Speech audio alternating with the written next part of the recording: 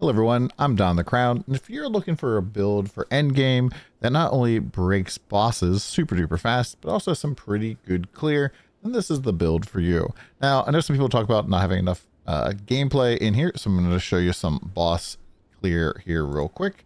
This is, I think, like a tier 7 or 8 map. This is just one of the bosses here, and it starts off pretty normal, just freeze, drop bell, drop tons of comets, and not even my 4090 can keep up. So don't worry, the lag is only on the the OBS and not on my actual gameplay. I don't see any lag. But this is pretty much kind of what the build looks like. And in breaches especially, it gets pretty fun. We are freezing enemies a whole bunch, which kind of fuels our elemental invocation, which allows us to drop tons of comments behind us. We're running spell echo and spell cascade, which allows us to drop like one echoed cast and then a triple cast with the cascade.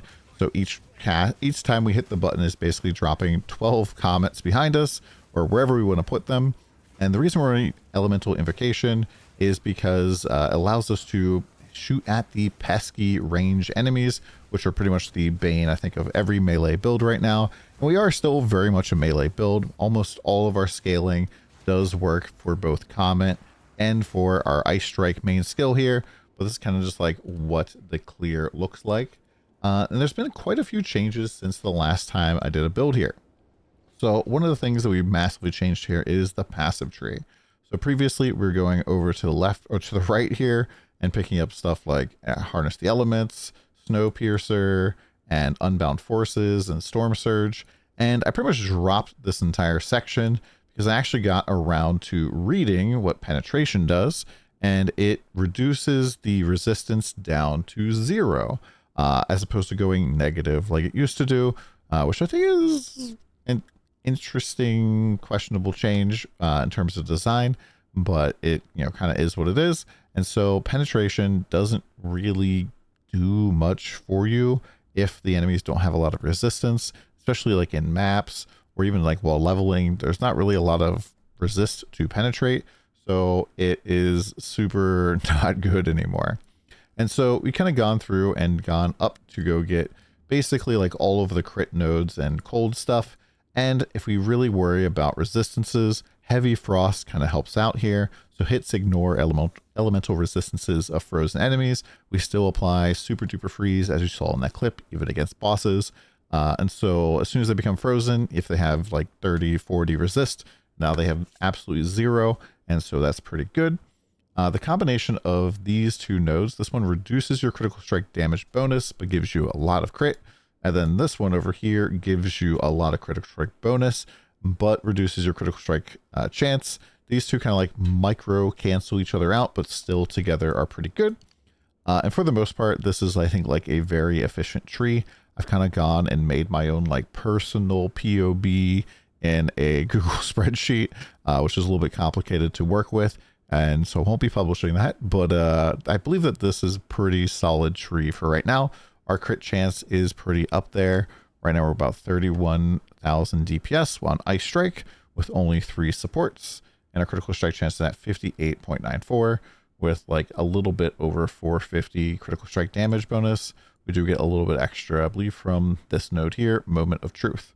Some other things here, like if you're first starting off here, you can kind of go with the attack damage as opposed to the critical strike damage bonus. But I don't think that scaling critical strike is all that bad early on in the game. They did make it quite a bit better than before, and staffs do have quite high critical strike chance in the first place, way higher than we ever had in PoE 1. So like this staff here, I believe, has like a 11% critical strike chance or something baseline. And if I go look at some of the other staffs like in my inventory here, I can see that like this one has 10%. I believe the lowest one is 0%, but there's all the rest of them are 10%. And so, yeah, pretty solid to go crit, I believe. Nodes like this, Essence of the Mountain, give you quite a bit of damage and help you out with your freeze buildup. Freezing stuff is pretty darn important. And yeah, just going all this stuff over here. We're picking up some evasion and this dexterity over here. Just getting enough dexterity and intelligence on the tree is pretty rough.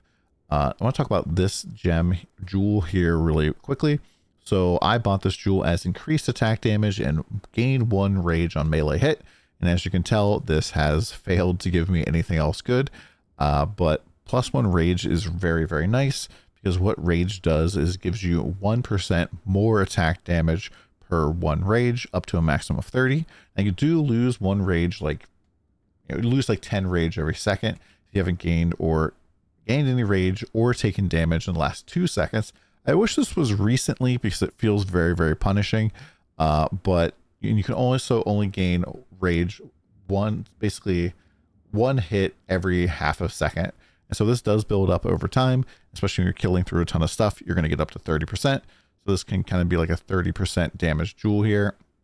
And really on gems, getting like any flat damage, attack speed, critical strike chance or damage or attack speed with like your weapons or melee attacks or all that kind of stuff, I think can be pretty good. And that's pretty much like what my my jewel looks like. This other one here is, I think, one that we found ourselves.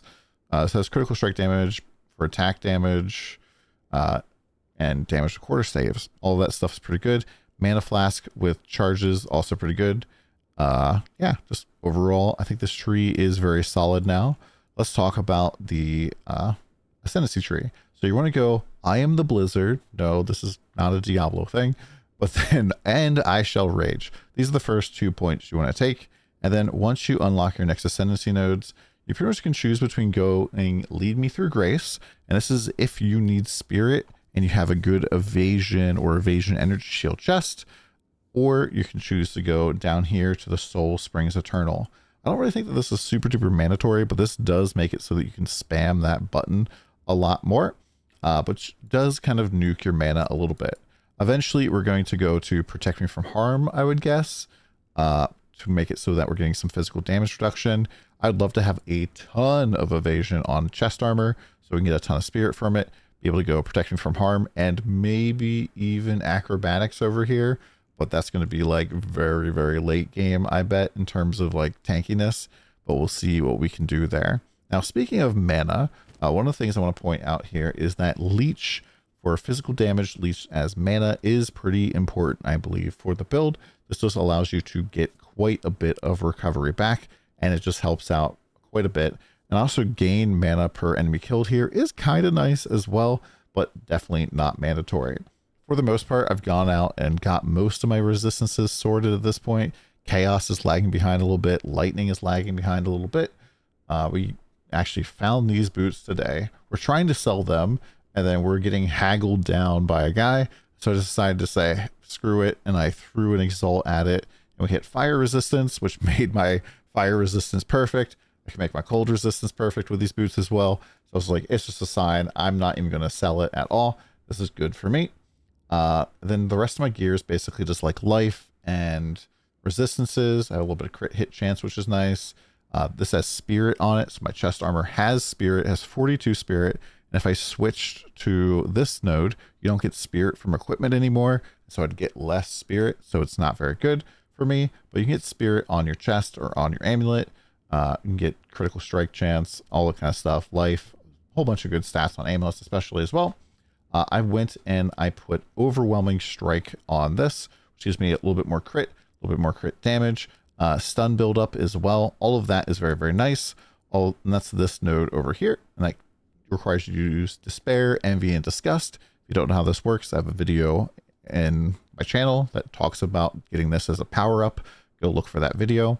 And then I think the thing that I probably would want the most, though, is Storm Charged, which gives me 40% elemental damage if you've crit recently, and then 20% critical hit chance. I believe this is better multiplicatively than having crit damage. I know it's a little bit weird. Normally it's like, get crit damage everywhere you can. But right now, like, you don't really have a lot of increased damage on the tree. And so this is becoming a little bit more appealing. For rings, basically what I did is I just went out and I bought a ring that had resistance base, life, and then another resistance, and I just crafted up and got pretty lucky there. You could probably try to like not craft up and just buy better rings if you want. One of the things I think is kind of cheeky that you can do is if you get like a lightning resist ring with lightning resist on it, You can use the stuff from breaches, which are called catalysts. And so you can use ones like a fire res one here, Zophs, enhances fire modifiers on the ring, or the amulet, or like cold, or even physical, yada, yada, yada.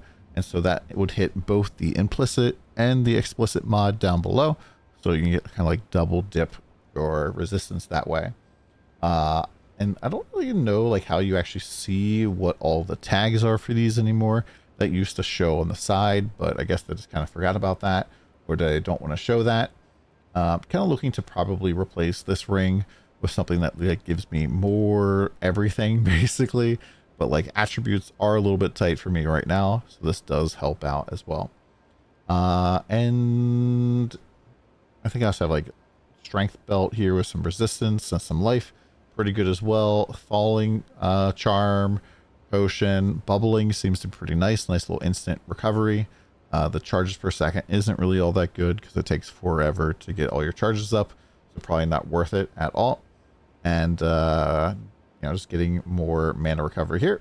Now, I've had a lot of questions about weapon and why we're doing so much physical, and it's basically this. So you can no longer like get increased global physical damage on like tree or a jewel or something and have that affect your converted damage.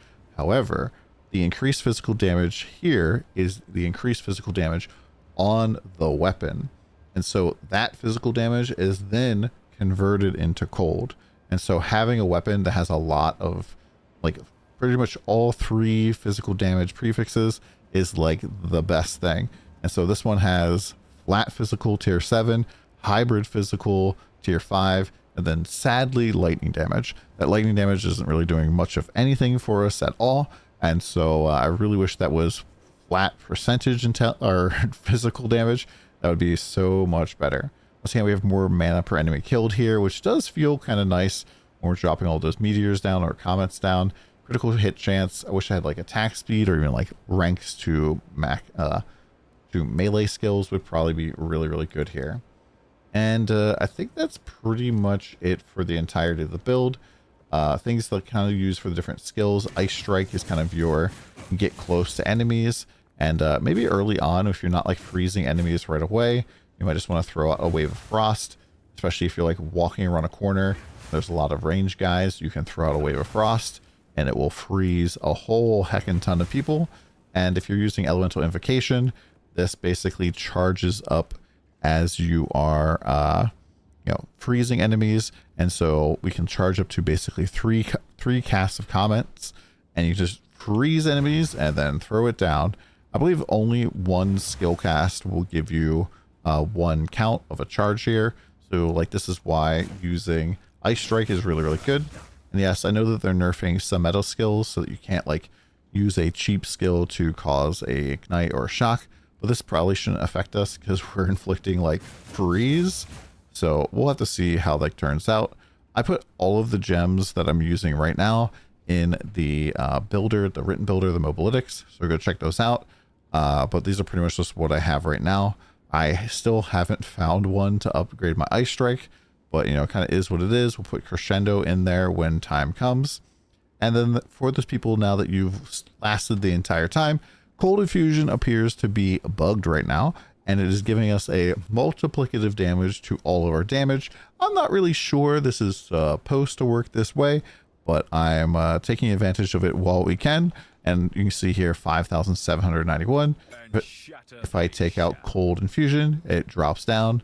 And so that's giving me about 1,100, which is about 25% more damage.